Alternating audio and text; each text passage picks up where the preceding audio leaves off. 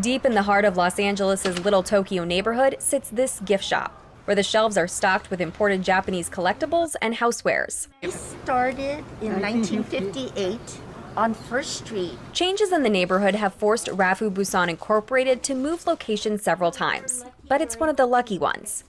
You know, it's just a lot of the changing conditions. A lot of the businesses have closed, the mom and pop ones. We're one of the 4 left of legacy businesses in Little Tokyo. The rapidly rising rent in Little Tokyo and nearby Chinatown are taking a toll on residents too. Cost of rentals and cost of housing here is insane. My mom and I were living paycheck to paycheck because of the rent prices. A lot of the original Chinese families and business owners have been pushed out in a way. Chinatown was really established not just as a place where it was convenient for Asian people, but it was also where people went and got jobs, where they went to temple and churches in the languages that they spoke most predominantly, and where they set up small businesses. Once a safe haven for Asian Americans, neighborhoods like Chinatown and Little Tokyo have changed dramatically over the years. Sissy Trin, the executive director of the Southeast Asian Community Alliance, says this kind of gentrification has resulted in the loss of necessary goods and services.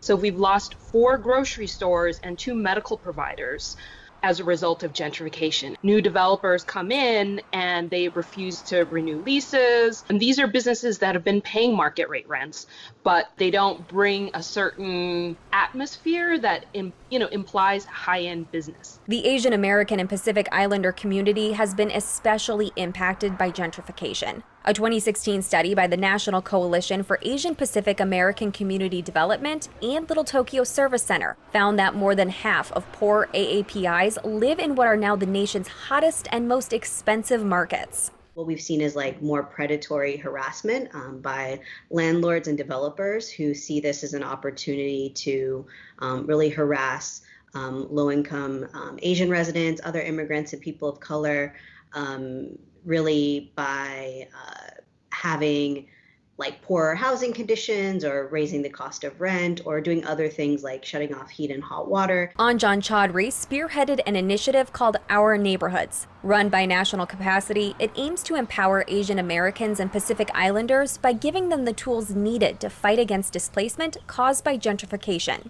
For a lot of the low-income community members that are living in the neighborhood, affordability is a big issue. That's because many AAPI households in neighborhoods like LA's Chinatown or Little Tokyo make less than 30% of the area median income. As a result, they're sometimes considered to be too poor by the government to qualify for affordable housing.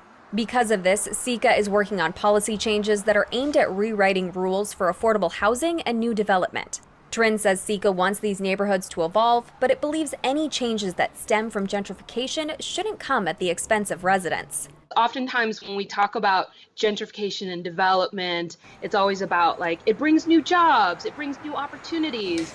We've seen the exact opposite. We've lost jobs, we've lost opportunities.